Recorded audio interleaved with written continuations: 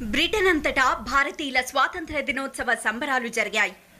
లండన్లోని Tavistock square పార్క్లోని Mahatma Gandhi విగ్రహం దగ్గర ప్రవాసీ భారత్ సంస్థ ఆధ్వర్యంలో జాతీయ పతాకాన్ని ఆవిష్కరించారు. ఎంతో ఉల్లాసంగా సాగాయి ఈ వేడుకలు. చిన్నారుల సాంస్కృతిక ప్రదర్శనలు ఆకట్టుకున్నాయి.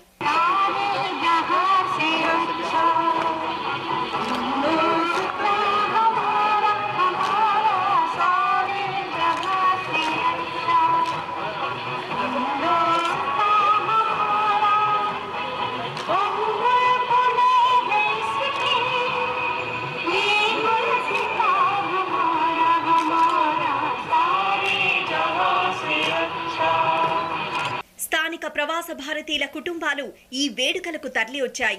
తెలుగువారు కూడా ఈ ఉత్సవాల్లో పాల్గొన్నారు. ప్రవాసీ భారత్ మొట్టమొదటిసారిగా యూకేలో ఎప్పుడూ లేనట్టు విధంగా గాంధీ స్టాచ్యూ దగ్గర సెంట్రల్ లండన్లో పార్క్లో ఓపెన్ ఎయిర్లో పబ్లిక్ మీటింగ్లో 69th ఇండిపెండెన్స్ డే సెలబ్రేట్ చేయడం ఇది చరిత్రలో చిరస్థాయిగా నిలిచిపోతుంది. భారతీయులందరూ కూడా వివిధ రాష్ట్రాల నుంచి వివిధ వర్గాల నుంచి అందరూ కూడా వచ్చి మద్దతు తెలియజేసినందుకు వందే మాతరం జనగణమన అందరూ కలిసి పాడి మన భారత ఔన్నత్యాన్ని ఏకత్వాన్ని చాటి చెప్పారు.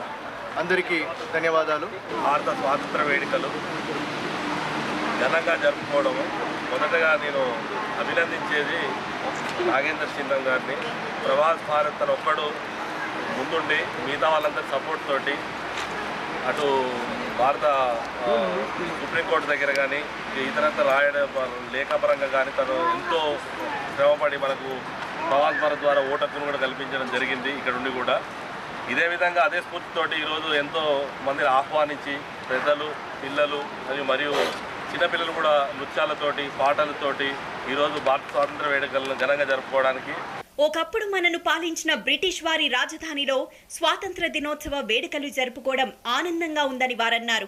మన స్వాతంత్ర దిన ఉత్సవాలు జరుగుతున్నాయి. ఇక్కడ చాలా సంతోషం అనిపిస్తుంది. మనం పరిపాలించిన దేశంలో మనం వచ్చి ఇక్కడ స్వాతంత్ర దినం జరుపుకోవడము చాలా గర్వంగా ఉన్నది. ఇక్కడ చాలామంది హాజరైనారు. చాలా ఘనంగా జరుపుకున్నాము ఈ స్వాతంత్ర వేడుకను. Tavistock in London, where we just had flag hoisting. We'd like to wish you all a very happy Independence Day. Happy Independence Day to everyone. Me just went to India. I've been to Bombay, to Delhi. I loved your country and happy Independence Day.